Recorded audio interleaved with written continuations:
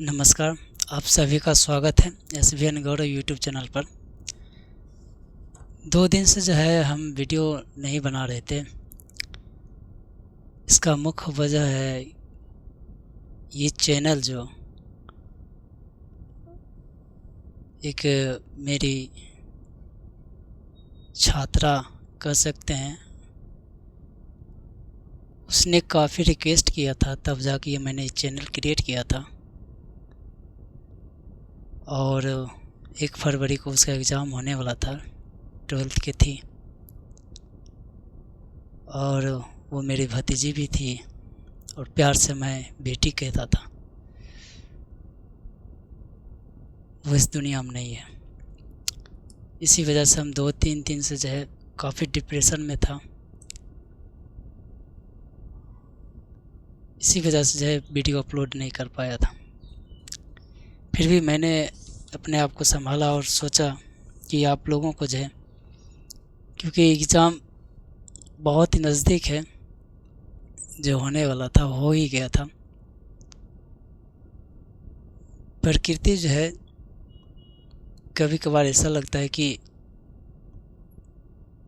कुछ दे के हमें से छीन लेती है। काफ़ी दुख होता है। और मैं खुद को अपने आप को संभाला किसी तरह, जिसे बचपन से लाड़ प्यार से संभाला था। काफ़ी उम्मीदें की थी। कहते हैं कि जब आप किसी पे उम्मीद करते हैं ना, उम्मीद जब टूटता है तो बहुत दर्द होता है।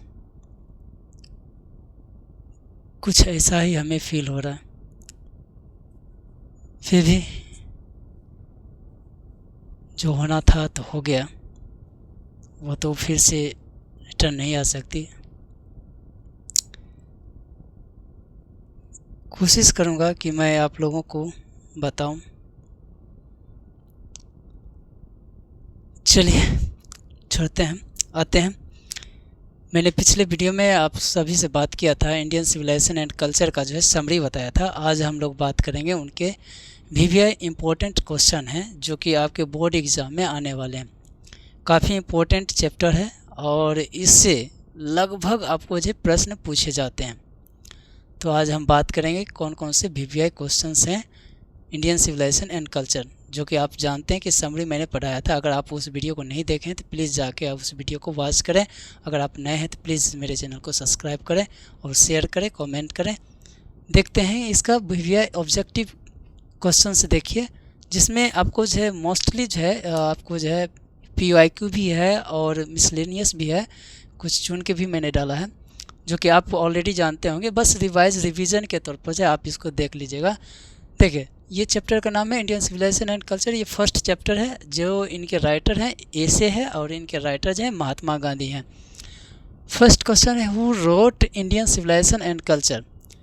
कह रहा है कि हु कौन है, कौन लिखे हैं इंडियन सिविलाइजेशन एंड कल्चर, यानी कि इंडियन सिविलाइजेशन एंड कल्चर के लेखक कौन है, किसने लिखा। 4 ऑप्शन आपको ABCD करके दिया रहेगा। A में है जवाहरलाल नेहरू, B में है महात्मा गांधी और C में है जाकिर हुसैन और D में H.E. बिट्स। बताइए कौन सा होगा। जवाहरलाल नेहरू नहीं, कौन सा होगा, Mahatma Gandhi. Indian civilisation and culture के राइटर जो हैं वो हैं महात्मा गांधी। जवाहरलाल नेहरू नहीं है, जाकिर हुसैन भी नहीं है, H.E. बिट्स भी नहीं है।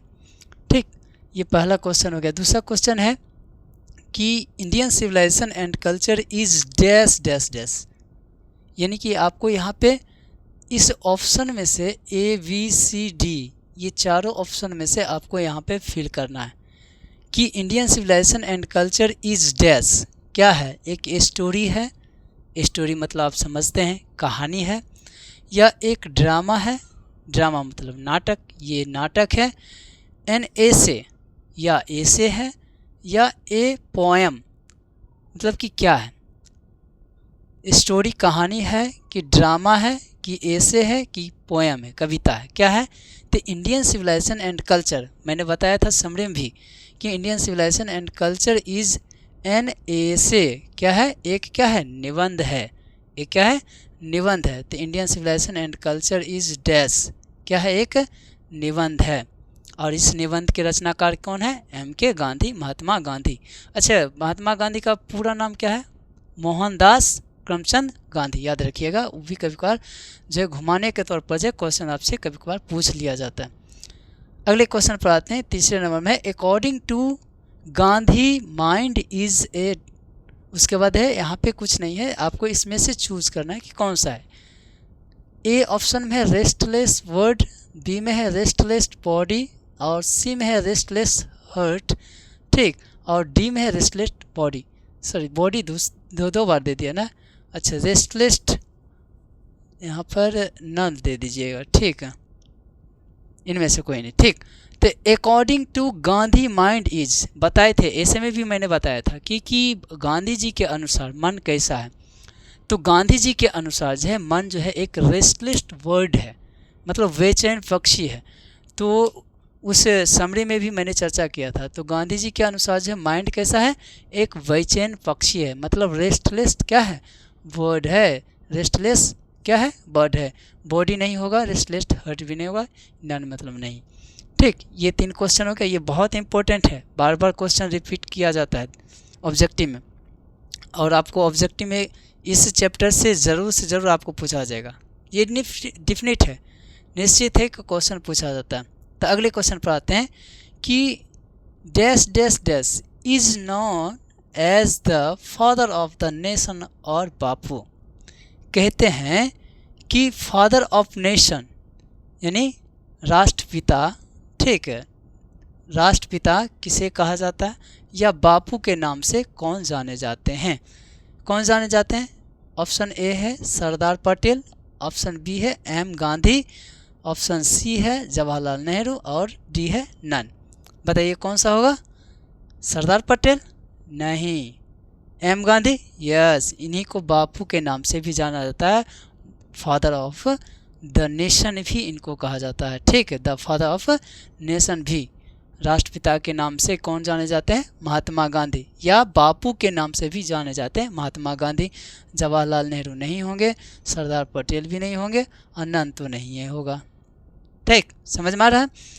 अगले प्रश्न पे आते हैं कि dash dash dash was a spiritual leader than a politician. कहते हैं कि कौन थे स्पिरिचुअल लीडर, मतलब आध्यात्मिक नेता, लीडर मीन्स नेता होता है, और स्पिरिचुअल मीन्स क्या होता है, आध्यात्मिक होता है। देन ए पॉलिटिशियन, और क्या थे, पॉलिटिशियन, पॉलिटिशियन मतलब जानते राजनीतिज्ञ। ऑप्शन देखिए, ए है JL नेहरू। आप बता सकते हैं कि JL नेहरू का फुल फॉर्म क्या होता है। JL नेहरू का फुल फॉर्म होता है जवाहरलाल नेहरू, मैं इसको शॉर्ट फॉर्म में इसको लिखा था, ठीक है, JL Nehru. SC Bose, SC Bose का मतलब बता सकते हैं इसका फुल फॉर्म क्या होगा, SC मतलब होता है सुभाष चंद्र बोस, ठीक, फ्रीडम फाइटर थे। और C में है आपका महात्मा गांधी, और D में है पटेल, मैंने शॉर्ट नाम रखा।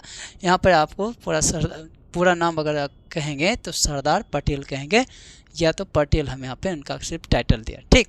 तो ये बताइए चारों में से कौन सा होगा, A होगा, B होगा, C होगा, D होगा, कौन सा होगा, कौन सा होगा, C होगा, कौन सा होगा, C होगा, कौन होगा। तो यही है spiritual leader than a politician, कौन थे, महात्मा गांधी, ठीक। देखिए ये बहुत बड़े राजनेता भी थे, पॉलिटिशियन राजनीतिज्ञ थे, और स्पिरिचुअल लीडर आध्यात्मिक गुरु भी थे, ठीक। और गांधी जी के बारे में आप जानते, जितना पढ़िएगा उतना आप गांधी जी के विचार से काफ़ी प्रभावित होइएगा। जब आप गांधी जी के एक बायोग्राफी है उसको आप पढ़िए, देखिए कितना मज़ा आता है। आगे है इसमें चर्चा की गई है, आगे प्रश्न देखते हैं अगला। देखिए कहता है कि 6 नंबर क्वेश्चन है कि my experiments with truth was written by dash. देखिए अभी तुरंत अभी चर्चा किए थे, कहता कि my experiments with truth was written by dash. कहते हैं कि ये जो किताब है ये माई एक्सपेरिमेंट मेरा प्रयोग, ठीक, विथ ट्रूथ यानी सत्य पर जो है, सत्य मेरा प्रयोग जो है, सत्य के साथ जो है मेरा प्रयोग, was a written by dash, किसने लिखा, कौन। पहला ऑप्शन है doctor Zakir Hussain, option B है महात्मा गांधी, सी है JL नेहरू, जवाहरलाल नेहरू, और डी है आपको जो है राजेंद्र प्रसाद। डी कौन सा है? राजेंद्र प्रसाद। बताइए कौन सा होगा? तो इसमें हो जाएगा आपका जो हो जाएगा, कौन सा हो जाएगा? महात्मा गांधी हो जाएगा। कौन सा हो जाएगा? Mahatma Gandhi. My experiments with truth was written by Mahatma Gandhi. Mahatma Gandhi ने ही सत्य के प्रयोग नाम की एक पुस्तक लिखी है, जो हिंदी में भी है, आपको अवेलेबल है, मेरे पास भी है, हमने भी पढ़ा है, बहुत अच्छी किताबें हैं। उनमें महात्मा गांधी जी के पूरे जीवन के बारे में, बचपन से लेके जो उनका जो अचीवमेंट प्राप्त की है वहाँ तक जो वो अपनी पूरी सच्चाई के बारे में उन्होंने लिखा है। बहुत अच्छी किताब है, आप एक बार ज़रूर पढ़िएगा। ठीक, ये महात्मा गांधी जी द्वारा जो लिखा गया एक पुस्तक है, बहुत ही मोटी है थोड़ा सा, लेकिन पढ़ने में बहुत मज़ा आएगा और बहुत ही अच्छी किताब है, एक बार ज़रूर आप पढ़िएगा। देखिए नेक्स्ट आते हैं। नेक्स्ट है 7 नंबर क्वेश्चन है, कहता we notice that mind is a dash. We notice that mind is a dash. कहते हैं कि हमें जो है ये माइंड के बारे में बताया जा रहा है कि क्या है। अब देखिए ऑप्शन में क्या बताया। ऑप्शन में है पहले ब्यूटीफुल, दूसरा है एंग्री बर्ड, तीसरा है रेस्टलेस बर्ड, और डी है अनसेटिस्फाइड वर्ड्स। क्या होगा? इसमें से होगा आपको रेस्टलेस वर्ड होगा। कौन सा होगा? रेस्टलेस वर्ड, क्योंकि मन जो है हमारा क्या है? एक बेचैन पक्षी की तरह है, जो कि हमने पिछले बार जो चर्चा भी किया था। नेक्स्ट क्वेश्चन है आपका जो है, Gandhi always believed in simple dash. कहते हैं कि Gandhi always believed in simple dash. क्या था? बिलीविंग, दूसरा ऑप्शन है थिंकिंग, सी नंबर है लिविंग, और डी नंबर है टॉकिंग। बताइए कौन सा होगा? गांधी जी जो है सिंपल लिविंग, क्या? Gandhi always believe in simple living, क्या? सिंपल थिंकिंग या सिंपल लिविंग? Simple living. ठीक, मतलब सिंपल रहना पसंद करते थे। क्या था उनका? सिंपल लिविंग होगा। ठीक, बिलीविंग, थिंकिंग, लिविंग और टॉकिंग, तो इसमें से होगा सिंपल लिविंग हाई थिंकिंग। बोले थे ना, सिंपल लिविंग साधारण रहना और उच्च विचार। ठीक, नेक्स्ट क्वेश्चन है 9th नंबर है कि who used truth and non violence as the chief weapons against the British rule in India. कहते हैं कि हु कौन, सत्य और नॉन वायलेंस, मतलब कि सत्य और अहिंसा। नॉन वायलेंस का मतलब होता है अहिंसा, मतलब कि हिंसा नहीं करना। वायलेंस का मतलब होता है हिंसा, और नॉन वायलेंस का मतलब क्या होता है? अहिंसा होता है, नॉन वायलेंस।